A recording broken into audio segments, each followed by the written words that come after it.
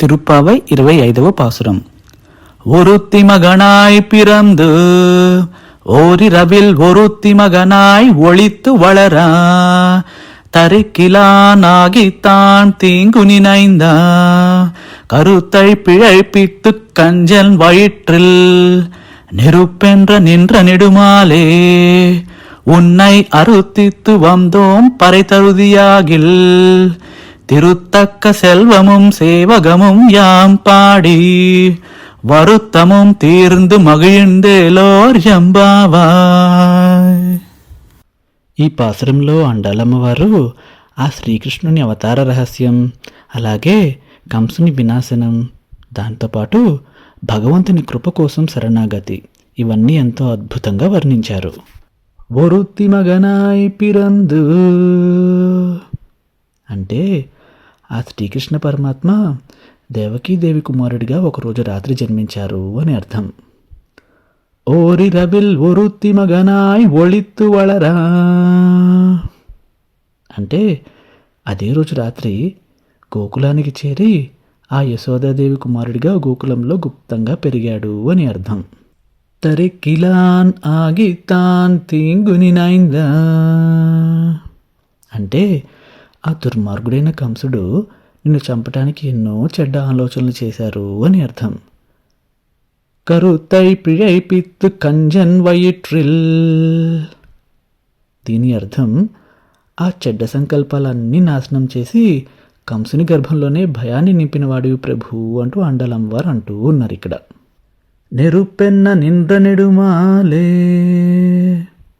అంటే అగ్నిలా ప్రకాశించే ఓ పరమాత్మ, ఉన్నై అరుత్తిత్తు వందోం పరదరుదియాగిల్ ఇక్కడ పరై అనగా దైవానుగ్రహం అని అర్థం. ఆండాలమ్మవారు ఇక్కడ ఏమంటున్నారంటే ఉన్నై అరుత్తిత్తు వందోం పరై తరుదియాగిల్ అంటే మేము నిన్ను శరణు కోరుతూ వచ్చాము ప్రభు, మాకు పరై అనగా మాకు మీ అనుగ్రహాన్ని ప్రసాదించు ప్రభు అంటూ వేడుకుంటూ ఉన్నారు. తిరుత్తక్క సెల్వముం సేవగముం యాం పాడి అనగా పవిత్రమైన సంపద, సేవాభావం మాకు కలగాలి ప్రభు అంటూ ఉన్నారు. వరుత్తమం తీర్ந்து మగియండేలోర్ ఎంబావాయ్ మా బాధలన్నీ తొలగి ఆనందంతో జీవించగలగాలి అంటూ ఆండాలమ్మవారు మరియు గోపికలు ఆ శ్రీకృష్ణ పరమాత్మని ఈ పాశ్రంలో వేడుకుంటూ ఉన్నారు. ఆ శ్రీకృష్ణ పరమాత్మ కారాగృహంలో జన్మించి గోకులంలో పెరిగి ఎంతోమంది రాక్షసులను సంహరించి ఈ ప్రపంచానికి ఒక కొత్త వెలుగునిచ్చారు. ఈ పాశ్రం మనకి నేర్పించే గొప్ప విషయం ఏంటంటే భగవంతుడు మన జీవితంలోకి ఎప్పుడు వస్తారో మనకు తెలియదు. బాధల్లోనూ, భయంలోనూ, అంధకారంలోనూ ఆయన మౌనంగా మన జీవితంలోకి ప్రవేశిస్తారు.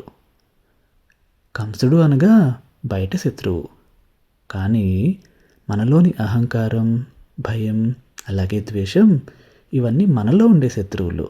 మనలో ఉండే శత్రువులను ఆ శ్రీకృష్ణ పరమాత్మ నామస్మరణతో మనమే నశింపచేయగలమనే గొప్ప సందేశం ఇస్తూ ఉంది పాసురం మనకి.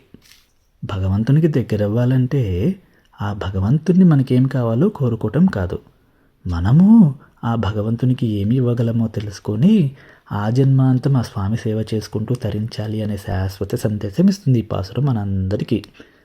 ఆండాళ్ తిరువడిగలే శరణం